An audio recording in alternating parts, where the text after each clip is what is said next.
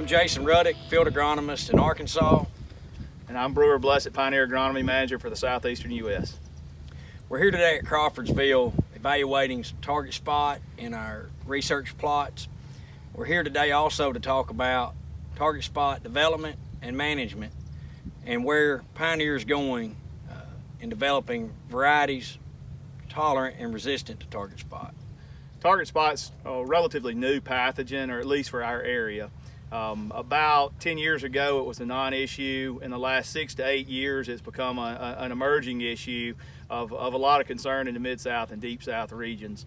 The belief is that weaker genetics in some soybeans that were launched and got significant volume in the area really blew up what we call the primary inoculum of this pathogen, which infects the residue and is the first that you see in a crop.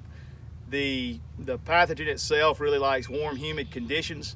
We encounter those in later planted beans, much like this, in which we get a really rank, aggressive canopy. A lot of our furrow irrigation, we get a lot of moisture up under there, ideal for development of this disease.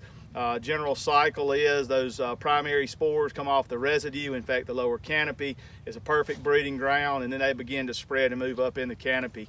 We generally see the maximum expression of this disease in later pod fill stages.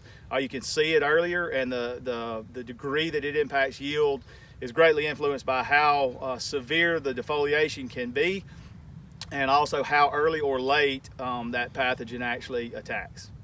Here we have two varieties that show varying difference in tolerance to target spot. And as you can see in the variety here that is weak, you can see that a lot of the lower canopy has been removed from leaf drop due to target spot infection and has already climbed up to about mid canopy. And we also have a variety here that has shown tolerance in the past to target spot, holding more leaves on the bottom, less leaf infection in the lower to mid part of the canopy as well. Here in the Mid-South, we have focused our product characterization efforts to help identify products within our soybean lineup that have increased tolerance to target spot. Our efforts here to help provide our customers with products that provide above industry standard for target spot tolerance to help to avoid some of the rising concern around this new pathogen in the marketplace. From a fungicidal control of this pathogen, results vary, I'll say. In general, you need to get fungicide applied before infection, which can be quite difficult because we need to get it also deep down in that canopy, and that can cause its own problems.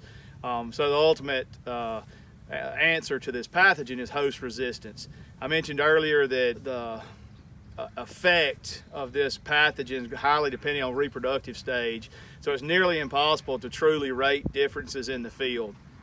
As such, we are actively pursuing a controlled environment assay, which will then allow maybe some molecular characterization of this natural variation in tolerance to this pathogen, ultimately hoping to steadily improve our product portfolio, at which a point host resistance is kind of standard for target spot in our germplasm.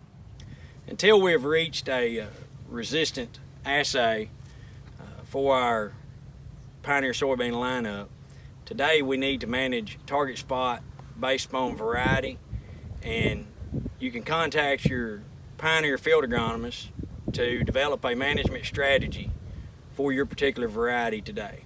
This concludes our discussion in and around target spot. We want to thank you for your time, but most importantly, we want to thank you for your business. That concludes this Pioneer Growing Point Agronomy video podcast. Visit our page on pioneer.com and follow us on Twitter and Facebook for more agronomy insights.